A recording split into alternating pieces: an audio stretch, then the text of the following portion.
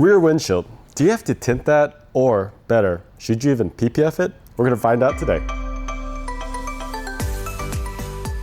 So we've been doing this series now for a while, and it's actually started out as a roof tinted PPF. And we develop a product that basically you apply on the top part of the surface of the glass. And that's unique because most tint will go underside. So we first launched a roof and the response was amazing. All of you guys loved it. You left us really good reviews. You gave us feedback. We learned from it. We applied it. But what we heard the most was it made a big difference. Temperature went down. My head is not burning. That's exactly what we wanted to do. And the plus side, it also actually protects it from rock chips, right? And at first, when we launched it, we thought, okay, most people really need the roof because that's really the big expensive roof that's really large. We didn't want to do the front windshield if you're asking about it, mainly because of not just liabilities, but we just couldn't get the price down where it kind of made sense. So there's a lot of products already out there. We're actually even testing a couple right now.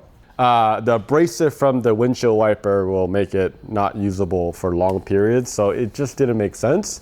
We're still working on it, so don't feel like it's defeated yet. We are gonna, figure out a way for you guys. So, but going back to the real part of this video, it is about the rear windshield. So we thought at first, like, why would anybody want to do this? And I think the same question applies as why would anybody want to tint in general? I mean, most of the time, here's the reason why. They want to get more protection from heat. Some people travel a lot in their car and they have goods in the back. So they do want to keep the temperature down. Some people have kids. I know this isn't necessary reach, but it's still UV rays going in there as well.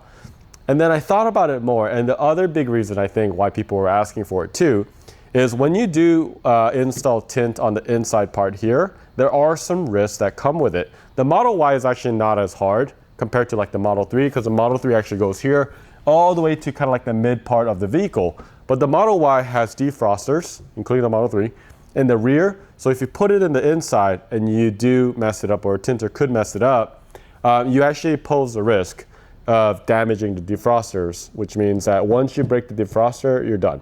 I mean, you have to replace it.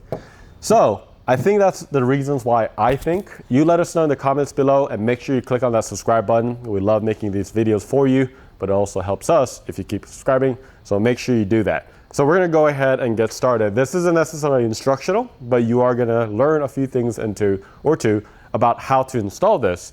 And we make all our kits pre-cut in-house. We design our kits. We design it for professionals, but also DIYers in mind as well. So that's kind of what we do differently. We own these cars, so we really understand these cars. We understand your problems. Our problems is our problems. And then we design it for you so you can actually do it.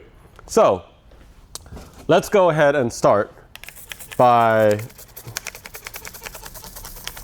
putting a bunch of slip solution, and we're gonna do a nice clean.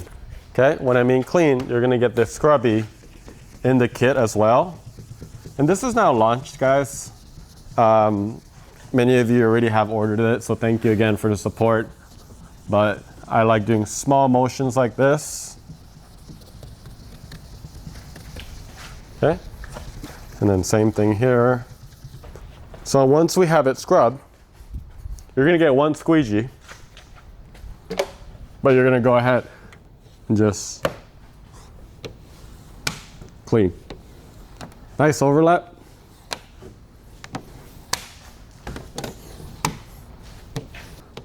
Right, I angle it a little bit down so I can get some of the extras right here.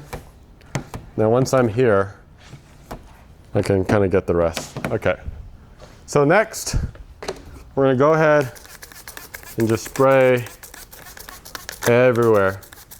Guys, I can't stress this enough. Use a lot of slip. So typically, in our slip video, we recommend starting out with at least 2 packets that you put in. This bottle is a 1,000 ml bottle. But I'm gonna say, if you are in a very humid environment, you might have to put a little bit more. Start with 3, right? It just depends on the environment. This is only the 71%. Honestly, it's already dark as is. So 71% is almost clear, and you really won't tell a whole lot of difference. But what we're gonna do is, since I'm doing this solo, if you have another friend, you could just peel, spray, and then put. But if you're doing this solo, I'll show you how to do it. Go ahead and remove that. Go ahead, just peel.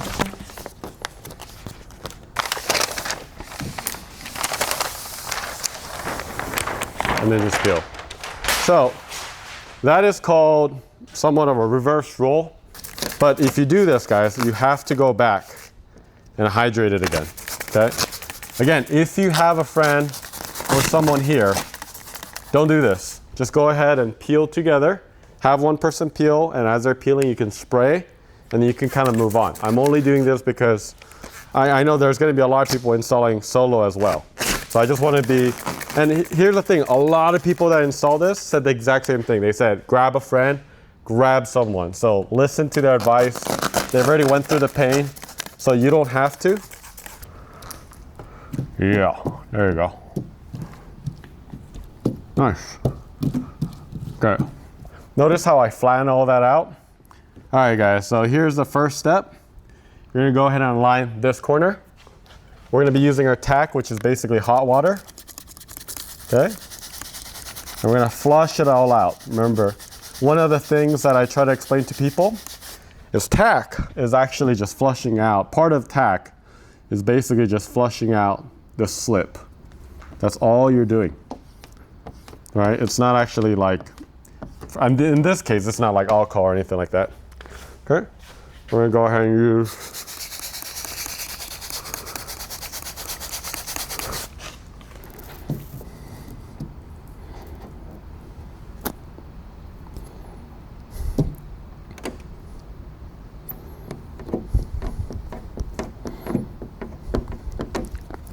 okay.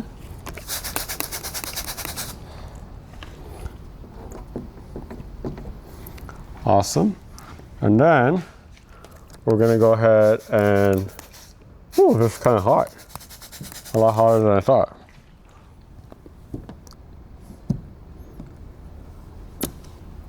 You're gonna go ahead and just kind of get all that out, okay? It's okay if you have some fingers here and there. We've created a line. We're gonna go ahead and move to the other side, okay?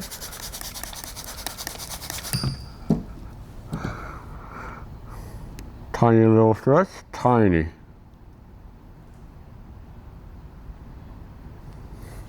Last one, guys, this corner right here. Guys, there's a tiny little stretch. It's really not that big. I wanna go ahead and start squeegeeing. It's so perfect, man. It is just so good. Okay, we've created a line. Go back to your slip. Spray all over first. You're gonna look at that line. Remember, it's gonna be slightly before the line. You don't wanna go right to the edge. So you can pull this back if you have to. And just go ahead. You can go ahead and start pushing everything towards the middle with a deep overlap.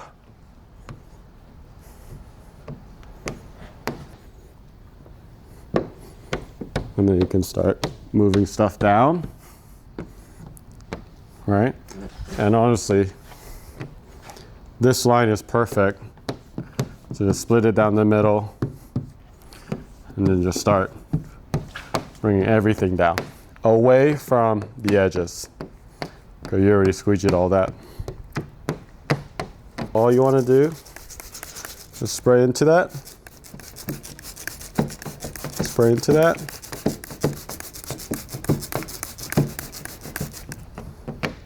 So part of what happens is there's a valley right here where water loves to just sit. So sometimes these fingers tend to be a little persistent. Okay, so I'll show you how to fix this. So first of all, you can just flush everything out as best as you can. And I'll show you a tip. So once you get to the bottom, let's go ahead and wipe this down real quick. You're just gonna wrap your squeegee. Okay, I'm just gonna go out.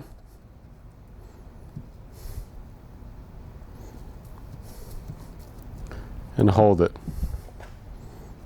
Okay. And you can also use this as a way to kind of dry this out right here. Okay, just soak up some of the water. That's all you're trying to do. And then of course, you want to get your microfiber and just go ahead and wipe down all of these areas.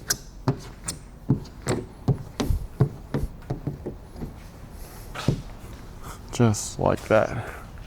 When you wipe, be careful not to go into your edge just yet. We literally got this done.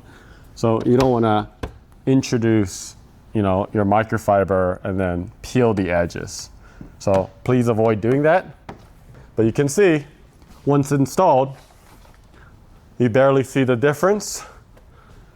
There's really not a whole lot of VLT change because this is 71%, meaning most of the light will flow through. So that is pretty much how you install it. You might see a slight haze in the beginning, but like I said, there is a cure time between 12 to 36 hours, just depending on which humidity and weather you're in. But you're gonna go ahead and inspect all the areas, make sure all the edges are down, there's no fingers anywhere else. But now, your rear windshield is protected and you don't even have to do anything from the inside. If you have any questions, let us know in the comments below.